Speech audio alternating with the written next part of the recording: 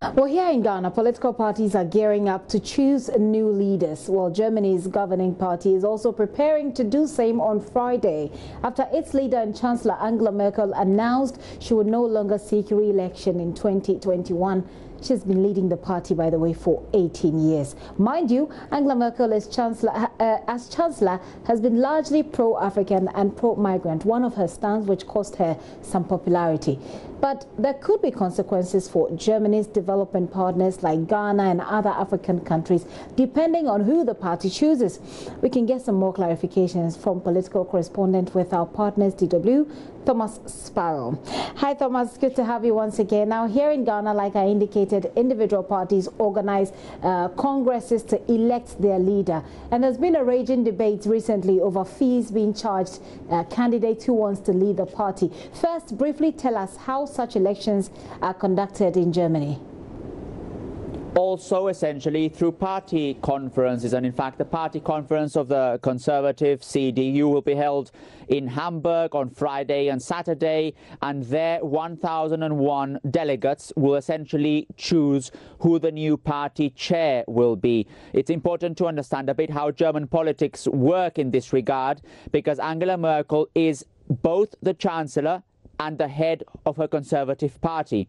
And what she has decided is that she will leave the head of the Conservative Party in someone else's hands and will continue as Chancellor until the end of her current term in 2021, as you yourself mentioned. So what will happen after that election on Friday is that Angela Merkel will continue as Chancellor, but will have to deal with someone else leading her party, the Conservative Party, a party, by the way, which she has led since the year 2000, so 18 years. That's a long time in Germany, and that's also why this decision on Friday is so important, not only for the CDU, for the Conservatives, but also for the government, because depending on who the Conservative leader will be, that could certainly affect Angela Merkel's time as Chancellor as well.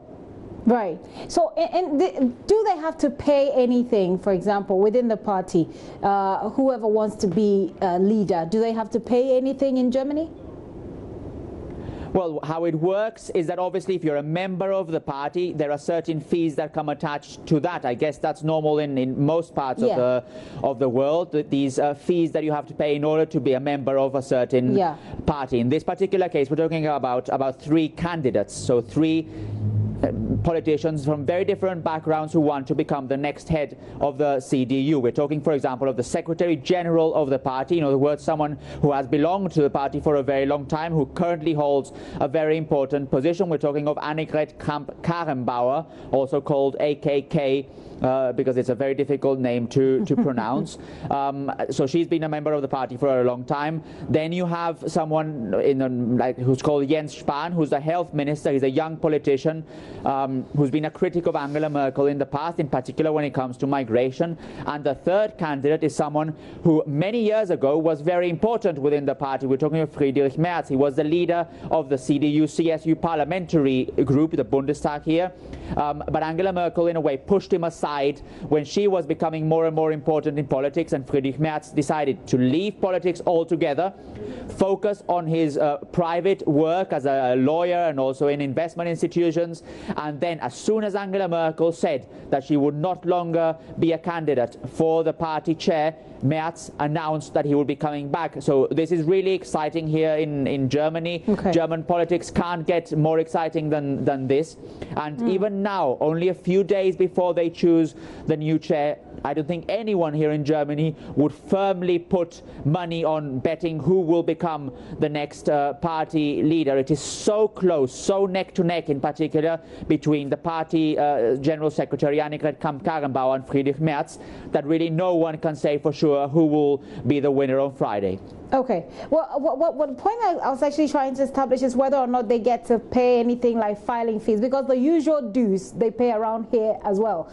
But here in Ghana, there's something they're calling filing fees and nomination fees, which has been the subject of controversy. But who is most likely, Thomas, to lead the party according to the polls amongst the names you've mentioned?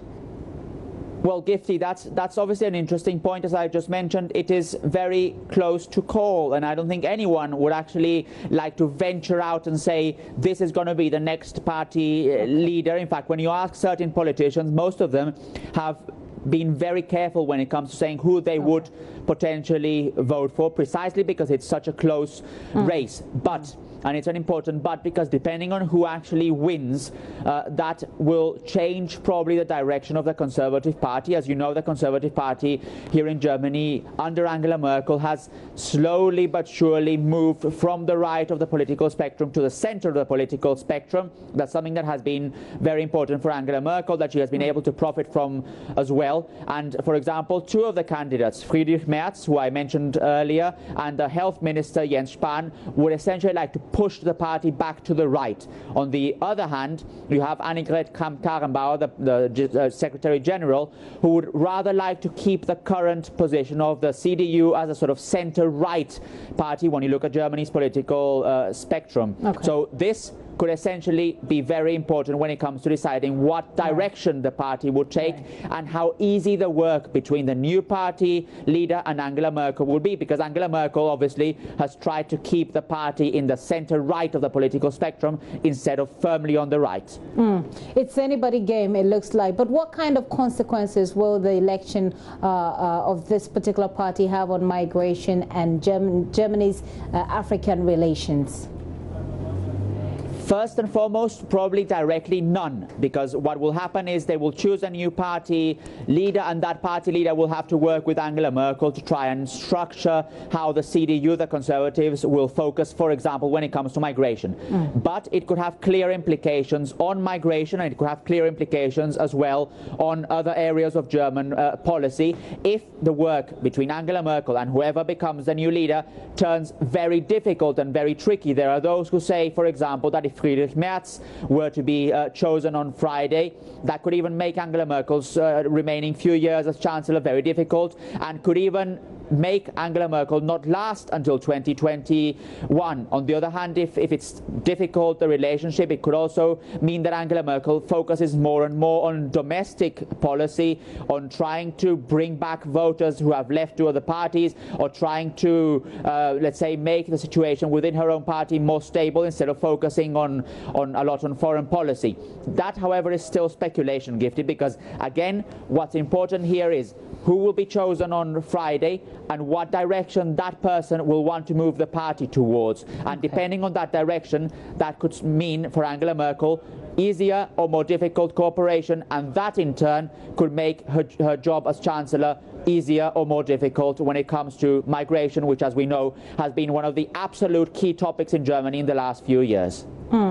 Well, it's certainly not very far away before we know that will be Friday, the day after tomorrow. We'll be here to follow up on it. Thomas, thank you so much for that update.